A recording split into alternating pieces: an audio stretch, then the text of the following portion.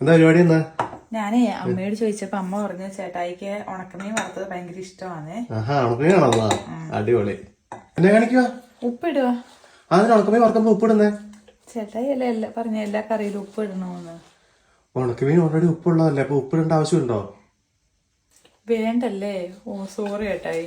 ഉണക്കമീൻ പോയി, ഇനി അടുത്ത് മുട്ടക്കറി പിടിക്കാം.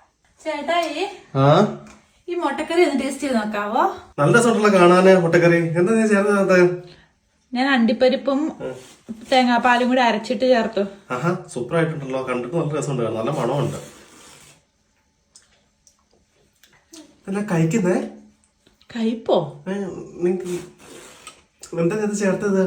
ഞാൻ ആദ്യം എണ്ണ ചൂടാക്കി കടുകും ഉലുവയിട്ട് പൊട്ടിച്ചു. ഉലുവയോ മുട്ടക്കറിക്കോ?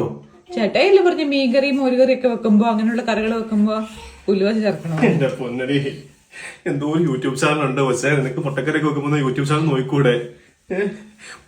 മീൻകറിയൊക്കെ ഉലുവ ചേർക്കത്തുള്ളൂ, ഇതിന് ഉലുവ ചേർക്കത്തില്ല. കഴിക്കുന്നുണ്ട് നല്ലപോലെ. അത്ര വണ്ടിപ്പിരിവ് പോയല്ലോ.